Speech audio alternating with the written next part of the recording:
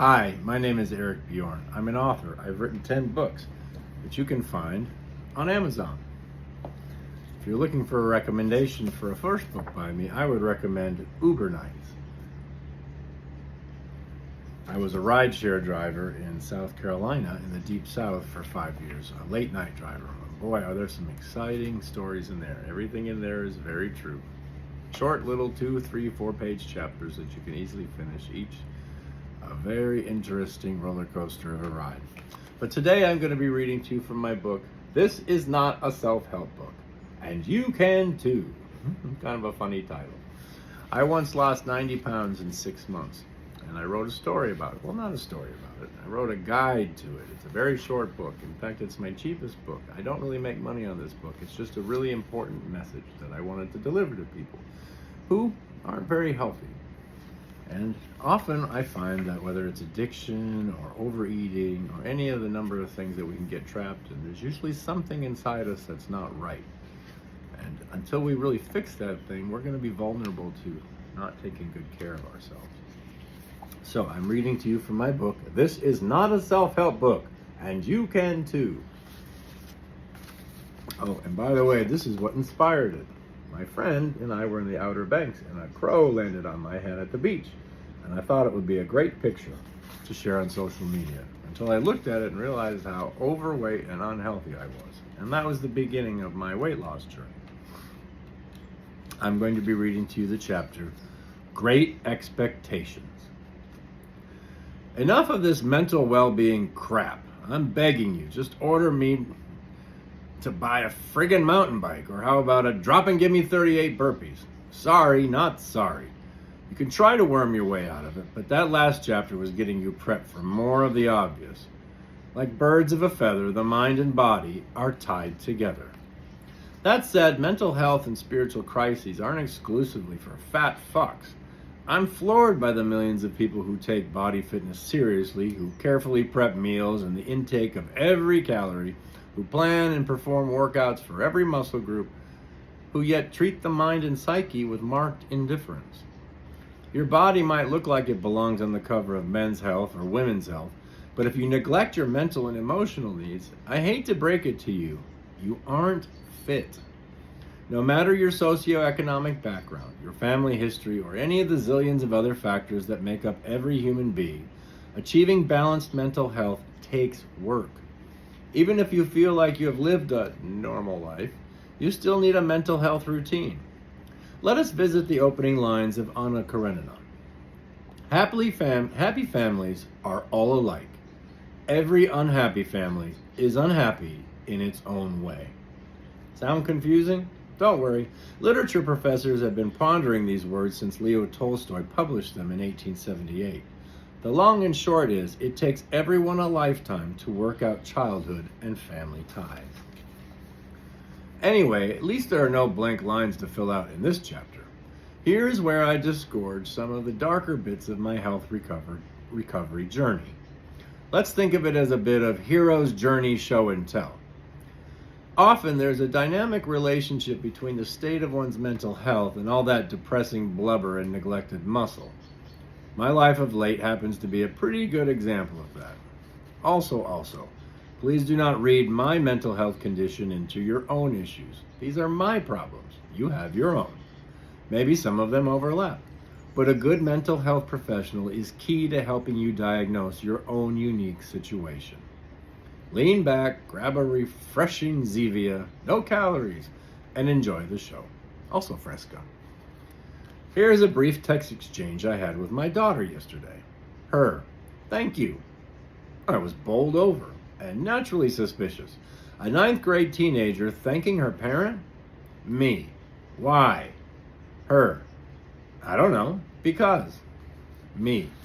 Rarely does the creature thank its maker. I must confess I am honored, nearly breathless. Now, do you need money or Funyuns? I could imagine my daughter rolling her eyes at the reference to Frankenstein, but I laughed pretty hard. That's where we are now as I write this, in January 2023. But 6 months earlier, last August, things seemed good enough. I had recently met a woman who seemed to fit me nicely as a companion. My daughter and I took a road trip to Washington, D.C. to see Lady Gaga in concert. We stopped in Charlottesville, Virginia to visit good friends. If you look beneath the surface, however, for almost 2 years I have been suffering from chronic insomnia, a condition triggered by COVID. I consistently went 3 or 4 nights without a single hour of sleep, on several occasions, almost an entire week. To make matters worse, I was allergic to a host of sleep medications. They gave me waking nightmares about strange reptile humanoids that looked like Sleestaks from Land of the Lost, and which enjoyed the taste of human flesh. Insomnia at that level is dangerous, even deadly. I was desperate. I started self-medicating at night, drinking enough alcohol to knock myself out. It was either that or find a neighbor who would be kind enough to punch me in the face nightly. Plus, I was overeating, especially in between episodes of tossing and turning at night. Despite diddling about for an hour or two at the gym most days, I was on the verge of cracking 300 pounds. I consumed whatever I wanted, whenever I wanted, and was gaining weight at the rate of several pounds per week. Eventually, the line blurred between the effects of sleeplessness and self-medication. I lost my job as a public librarian. To be clear, I never drank on the job. Then the woman I mentioned above canceled the special trip we had been planning. For whatever reason, this was the last straw in a lifetime rife with bales of hay. I went on a 72-hour weekend drinking binge that ended with my daughter courageously grabbing a handle of whiskey from me and dumping it on our front lawn. It was the first time I openly drank in front of her, and it was the last time I saw her for several months. Somewhere in all of that, I broke my foot and took a photo of it covered in a pool of blood. I have little to no memory of this or the rest of that catastrophic weekend, although I somehow remember digesting a world's record number of Klondike bars. Wait, rewind. All this has the potential for a great Netflix movie starring Joaquin Phoenix in a fat suit. But how did my life unravel just because someone decided not to take a trip with me to Nashville? Yeah, that. So my problem isn't really alcohol. I mean, it certainly was and can be, but it's all about great expectations. Throughout my life, I've availed myself to all sorts of problems, often seemingly hopeless causes, convinced that I alone can swoop in to save the day. Some call this a savior complex. I prefer skydive giving without a parachute. Let's just say I have an unhealthy habit, compulsion, of diving into an oceanic issue with all my energy, then drowning in unfulfilled expectations.